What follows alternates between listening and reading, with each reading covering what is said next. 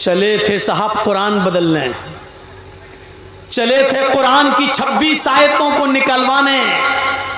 कसम खाया था कि मैं इस कुरान को बदल के रहूंगा, इस कुरान को चेंज करके रहूंगा, इस कुरान को हटा के रहूंगा, 26 आयतें उसकी निकलवा के दम लूंगा।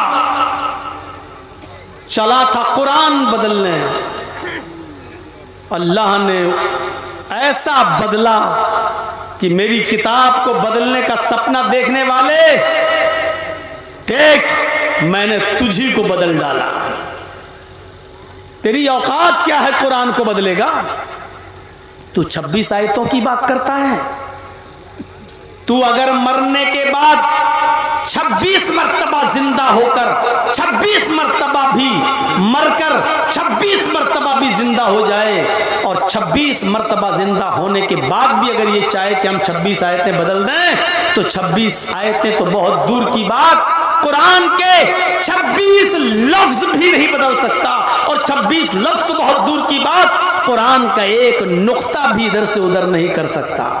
अल्लाह ने ऐसा बदला कि वो बेचारा एक मंदिर में जाके शरण लेकर हवन करते हुए पूजा कर रहा है और अपने माथे पर टीका लगा रहा है। और उसने भी ये साबित कर दिया कि अब हम पूरी तरीके से बदल गए हैं, अब इस्लाम से हमारा कोई ताल्लुक नहीं है। लेकिन जिसने अपने आप को पूरी तरीके से बदल लिया, आज वो ये समझ रहा है कि मैं बदल गया, आज वो समझ रहा है कि मैंने इस्लाम को छोड़ दिया, आज वो ये समझता है कि मैंने पूरी तरीके से चेंज हो गया।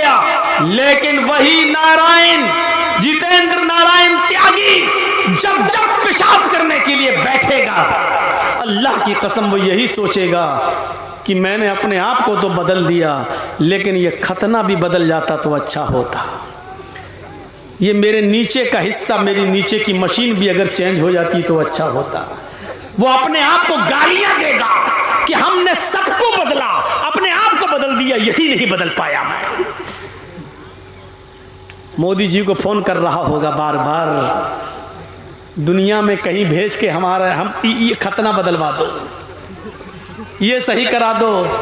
और हुकूमत की तरफ से फोन जा रहे होंगे फ्रांस, जापान, ऑस्ट्रेलिया, लंदन, कोई ऐसी सर्जरी निकालो कि उसका खतना सही हो जाए, जैसे इंसान नॉर्मल तरीके से पैदा होता उसी उस पे आ जाए। लेकिन दुनिया में ऐसी कोई सर्जरी ही नहीं है।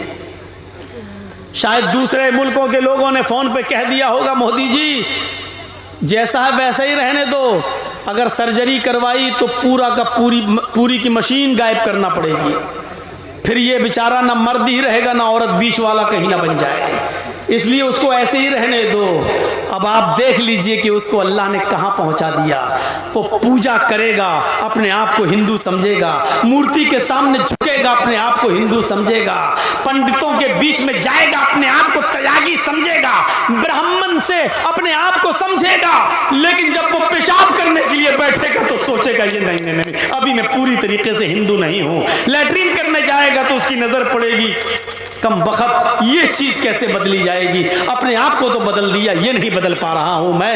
ये चीज उसको जिंदगी भर कोसती रहेगी, ये चीज उसको जिंदगी भर एहसास दिलाती रहेगी, और वो खुद सोच रहा होगा बेचारा कि ये मेरा क्या हो रहा है, ये क्या हो गया, और जिंदगी भर ये चीज उसका पीछा नहीं छोड़ेगी। इसको कहते हैं मेरे भाइयों ऊपर वाले की मार।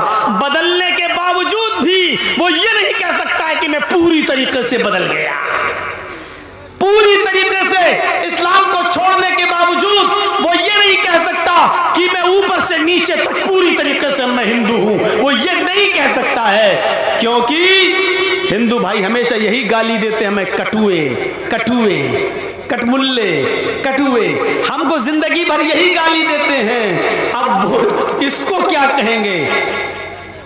ब्राह्मण तो है, हिंदू तो है, लेकिन इसको हम कहेंगे कटुआ हिंदू।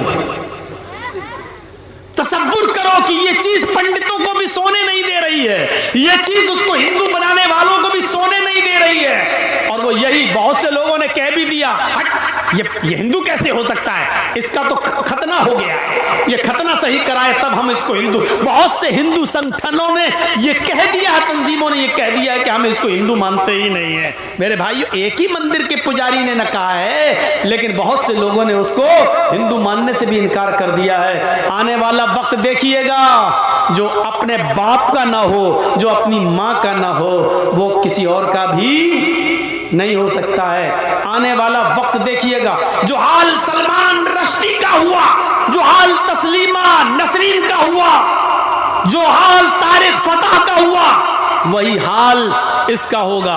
आज सलमान रश्दी को भी जब उसने कुरान के खिलाफ आवाज उठाई तो दूसरे लोगों ने उसको हाथों हाथ लिया, ईसाइयों ने हाथों हाथ लिया, अमेरिका ने हाथों हाथ लिया, लंदन वालों ने उसको हाथों हाथ लिया। लेकिन जब वो अपने मजहब का ना हुआ तो दूसरों का कैसे हो जाएगा? जब उसने ईसाइयत पर कीचड़ उछाला, जब उसने यहूदियत पर भी किताब लिखी तो उन लोगों ने भी उसको वहां से निकाल दिया। तस्लीमा नसरीन का यही हाल हुआ, जब उसने इस्लाम के खिलाफ किताब लिखी लज्जा, तो उसको दूसरे मुल्कों ने बहुत सराहा, लेकिन जब उसने दूसरे मुल्कों में जाकर जब उनके मजहब के खिलाफ आवाज उठाई तो उसको भी उस मुल्क से निकाला गया और उसको भी गालियां दी गई। एक दिन यही होगा इसका भी। इसकी इज्जत उस वक्त तक है जब तक मोदी जी हैं। मोदी गए, ये भी गया, और कभी ना कभी तो जाएंगे मोदी जी। हमेशा कोई रहा है, कभी तो जाएंगे। हैं? राहत इंदौरी ने कहा था, जो आज साहिबे मसनद हैं कल नहीं होंगे। जो आज साहिबे मसनद हैं कल नहीं होंगे। किराएदार हैं, जाती मकान थोड़ी है, जाती घर थोड़ी है इनका, किराएदार हैं। कल किराएदार जो मालिक होगा खाली करा लेगा।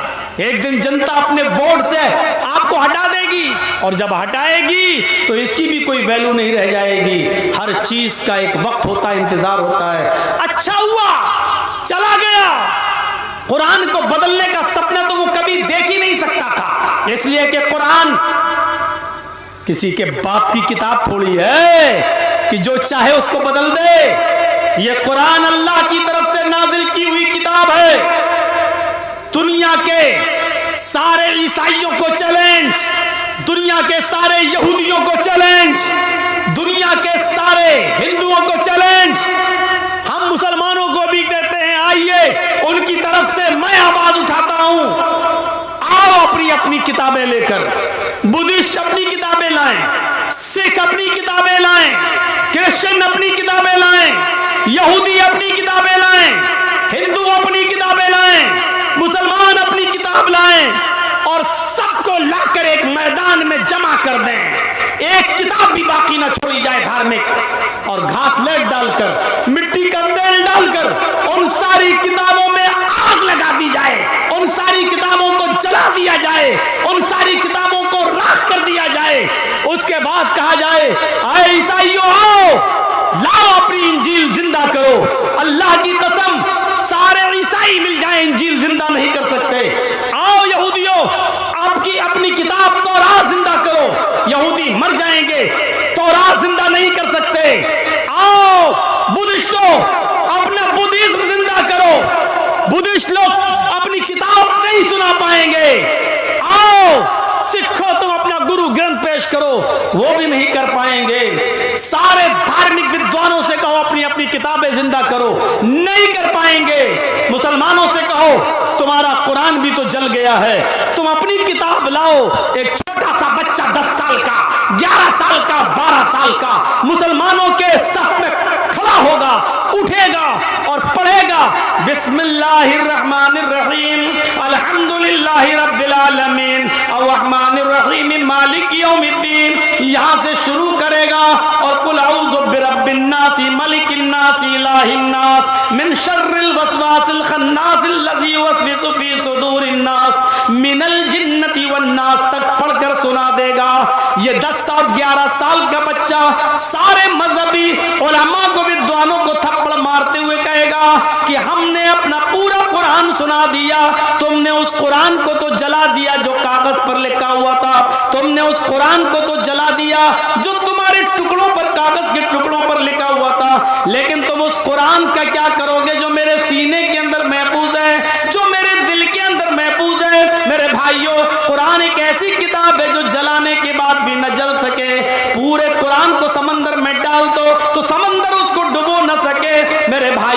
यहां से आप अंदाजा लगाइए, दुनिया की सारी किताबें जल जाएं तो दोबारा कोई उनको लिख नहीं पाएगा, लेकिन कुरान को अगर जला दो तो दूसरे ही दिन उसको तमाम की तमाम हाफिज मिल जाएंगे लिखने के लिए, तमाम की तमाम हाफिज मिल जाएंगे उसको सुनाने के लिए। ये चले बेचारे कुरान को मिटाने, ये चले बेचारे कुरान की आयतें बदलने।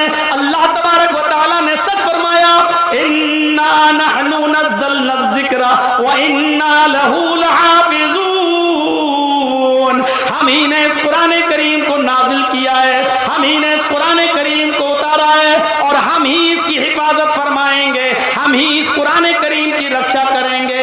ये कुरान न कभी मिटा है न कभी मिटेगा, और 1400 साल पहले, 1400 साल से इस कुरान को मिटाने की बड़ी कोशिशें की गई हैं। ये तयागी